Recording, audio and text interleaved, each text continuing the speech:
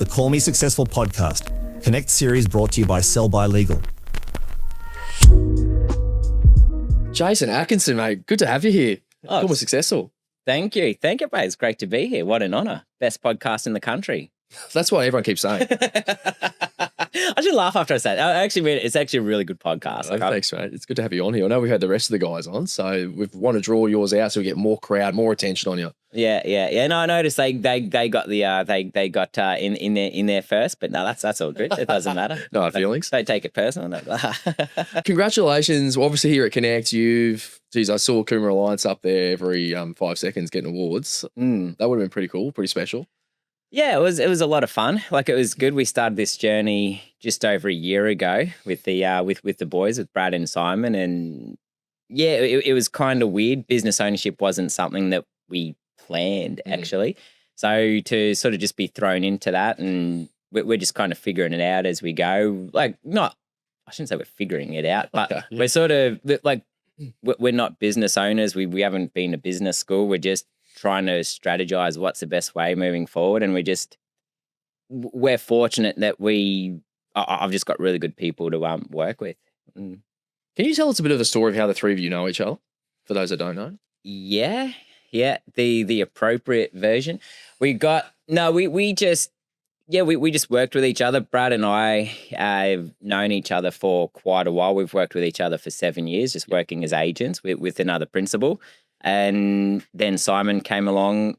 He was a few years later, and we just always worked with each other. We've just worked in neighbouring farm areas, and just what's been really good for us is we've always, even when we weren't in business with each other, we always collaborated quite well. We always inspired from one another to, hey, what are you doing? What's working for you?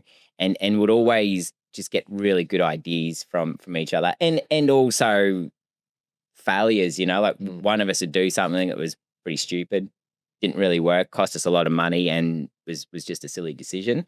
And then the other two of us knew, well, let's not do that. That guy's So we kind of, like, our successes and mistakes, it was good. The three of us working closely with each other, it just helped us. I can confidently say that neither three of us would be as successful as we are without the other two. That's huge, isn't it? It's almost like a brotherhood mentality in a sense, where it's just, we're here to help each other here. What's the saying of all boats rise with the same tide or something? I don't know. Something like that. Sounds pretty cool. Thanks, mate. Thanks. I think I butchered that one anyway. Yeah. No, that's amazing. Yeah. I think, is there a bit of competitiveness there, do you think? Like, or is it just all love? What are we talking? We definitely, in a healthy sense, there's definitely competition. And I would say definitely between Brad and myself, we like to push each other, but in a fun way. But that's what makes it so good. And Brad and I wouldn't have done the numbers we've done this year if it wasn't for the other person. It's always been like that with us. One of us has sort of taken it to a level, and then the other one goes, oh, actually, and then the other person does it better, which was always been Brad. And this year we just made a decision this year I just want to write a bit more than you. And we both made that decision. Yeah. So then, okay, coming from an agent, as you're saying, probably leadership and building a business, as you don't have a degree in it or anything, so you're kind of like figuring it out and filling holes. I think with our media business, we're the same, right? I'm just like, we're growing fast, and then we go, okay, now that's a problem. We need to fix that. We need to fix it quickly, especially as we're scaling. And imagine with the volume that you're doing, there'd be cracks here and there. Maybe you need more administration support, or then you're like, social media, what do we do with that?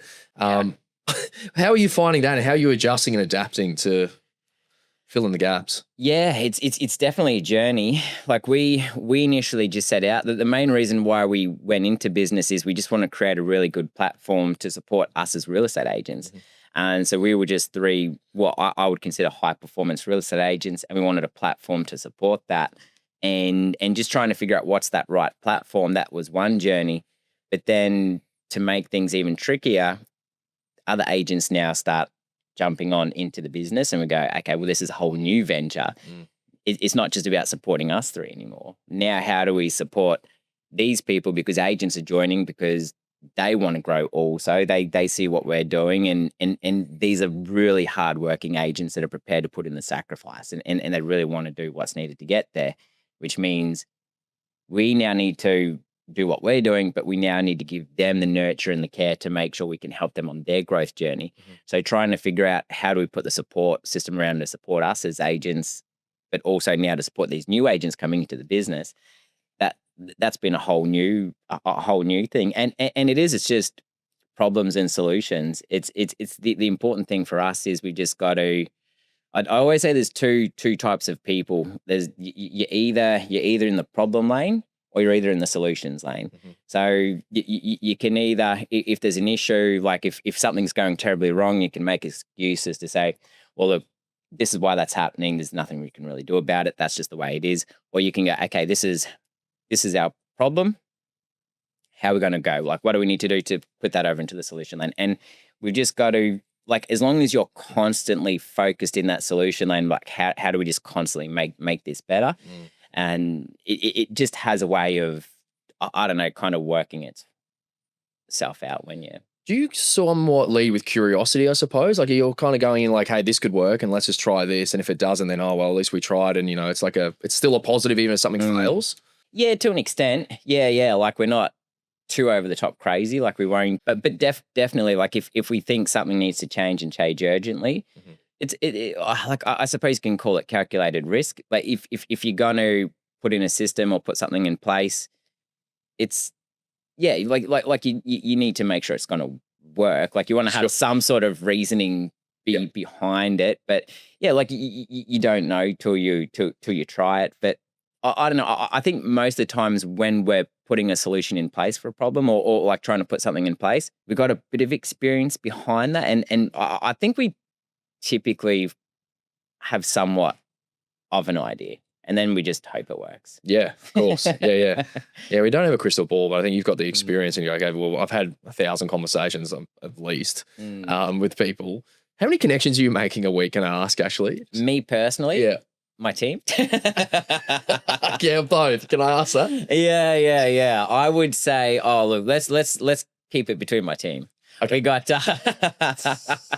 no. Well, look, because I balance the business now, and I've got the team that really help with that connections. But I would say, like, if I put it down to the individual, our aim is we're aiming for 40 connects a day per person. Yeah. Okay. Yeah. Which is a lot. Yeah. How many people in your team? Two hands. That are doing the that are doing the connects, I would say 6. Yeah. Wow. Yeah. It seems like it's not a coincidence or a fluke that anyone that goes to you guys seems to be boosting and going up, and everyone's doing a lot of sales, and it seems to be happening very quickly. Yeah. What are you teaching these people when they come into the doors? Like, okay, it's day one. You're just like, here you go, here's a phone, or is there more to it? Like, what's the secret there?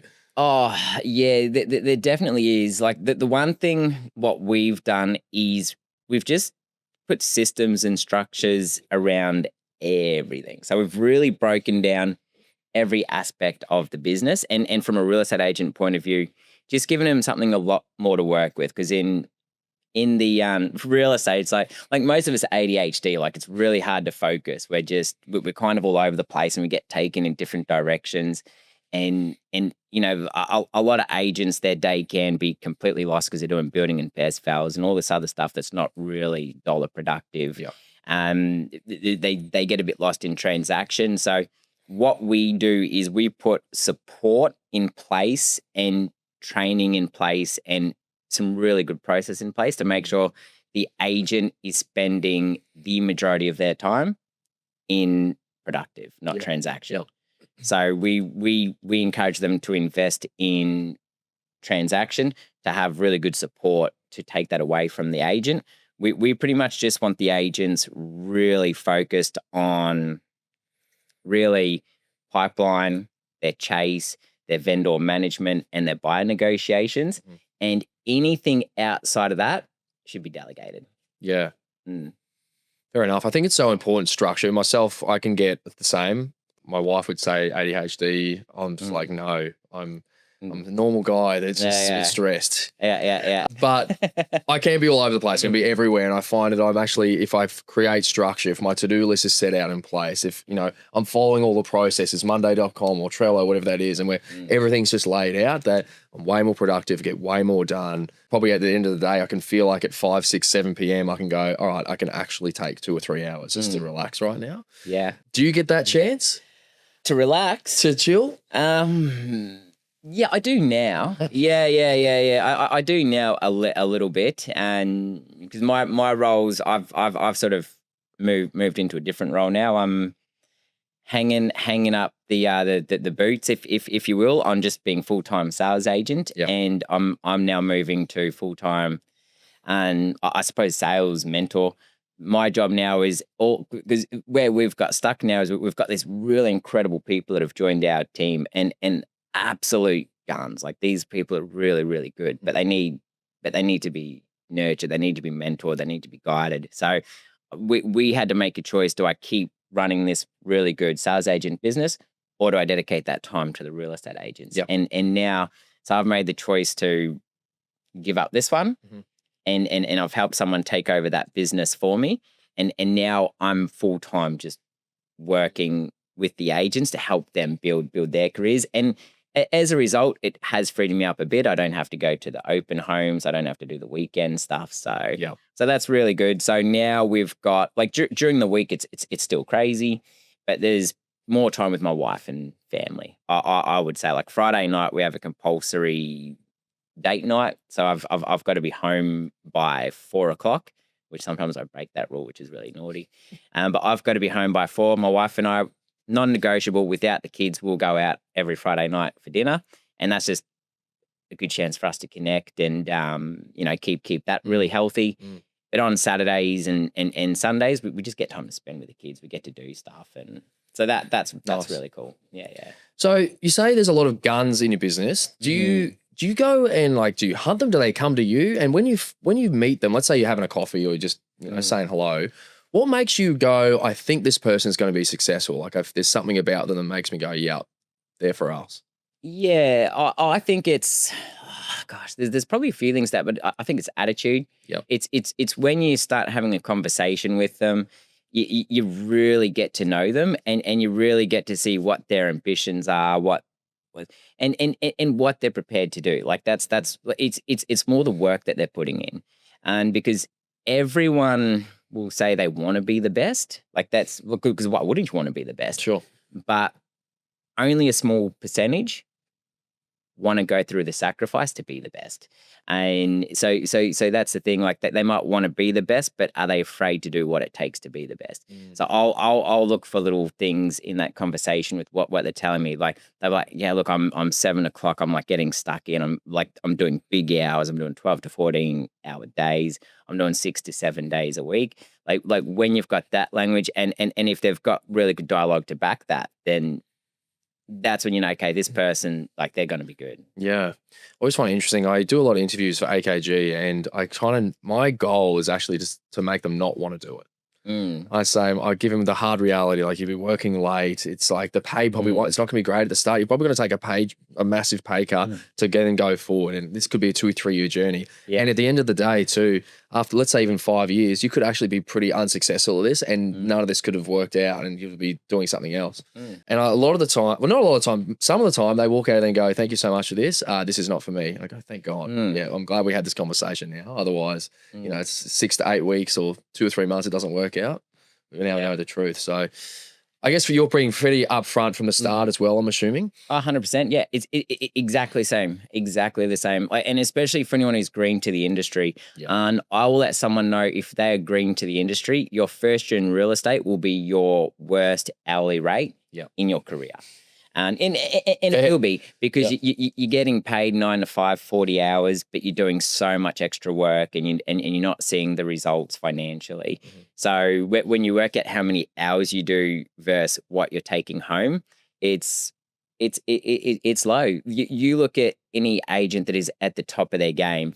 The first 1 or 2 years, they would have been doing massive hours, like ridiculous hours, heaps of sacrifice, and they would have been I think, struggling. Like they would have had it pretty tough, but they persevered, they persisted, they kept learning, they kept trying to improve themselves, and then put themselves in a position where I think about that 3 to 4 mark is when it can come through. But if you're green to the industry, like if you're going to come into real estate and if you're giving up a safe job, if you're going to jump into this, like you have to really want it, and you have to be prepared for what's coming, because it'll smack you in the face. It's a pretty full on journey. You've got to be prepared. You just have to be prepared to do that. What about, let's say we've got a really big agent that's doing, let's say, 100 sales, which I know to you guys is like, oh, that's a pretty big agent. Yeah, sure. Yeah. What do you do? 100 is big. But how do you go from 100 sales to 200 sales? How do you do that? Well, it's easier than 0 to 100. I'll tell you that. Yeah. It's just plugging in the right people to your team. It's I think 0 to I would even call it 50. Like to get to 50 sales, you're a very good real estate agent. To get from 50 to 100 to 200, you got to be a good leader. It's a very different dynamic. The first part is just learning your craft, getting very good at that, and really mastering the art of real estate, every aspect of it, and then plugging into that. Then it's getting the right people in your team that have the right ambition, that have that common goal. They want to work hard. They want to be successful. They want to go on this path with you, and mentoring them, really helping them improve. It's not just paying someone a wage and then just letting them do their thing. It's you really have to spend some hands-on time with them and make sure they're getting to where you need to be. So they're sharing the same dialogue, the same skill set, and sending that same message to the community. And in terms of leadership in that sense, are you kind of, if we look at micromanaging on one end and just go do whatever you like on the other, where do you find the balances there? Yeah, in the middle. No, but it is, micromanaging's awful. Like you can't, it just won't work. And you won't get the best out of someone if you're just constantly breathing down their neck, because they're just going to be uncomfortable. Like they're just, it's going to be awkward. They won't perform. You got to kind of let them, like failure is so important in life. You have to fail because that's how you learn. So it's about giving them guidance, and it's about mentoring them. Definitely do some call sessions with them. That's always important. So spend, like a good couple of hours a day, even while they first start, and just critique them. Listen to them on the phone, and then say, hey, that was really good, but next time try this. And then do a call in front of them, and then just keep that going. And eventually you can let go of that. But then you've also got to let them get on with the rest of the day and just let them figure it out. And then you can address it after. Like they will make mistakes. And I let them know, like, I expect you to make mistakes. That's normal. So you got to let them know that's okay, because you will. But then what's important is at the end of the day or at the end of the week, when you're looking at it, okay, this is what you've done. There's how many connects you made. There's how many appraisals you booked. There's how many listing presentations. There's how many pipeline. You can look at the markers and go, okay, going off this is where you're doing really well. Let's work with you to see what we can do to improve this. Jason, you're very successful. On the Call Me Successful podcast, I think that's the pinnacle. Yeah. Well, I would agree, yeah. Can you tell me, what's your definition of success to wrap it up today? Oh, okay. I don't know how you, can you ask Siri? I don't know. I don't think there's one thing for success. I think it's a number of things. And I think success is making good decisions. And I think it's being a positive influence on other people around you, helping people on their journey to success, whatever that is that I don't know, that's success.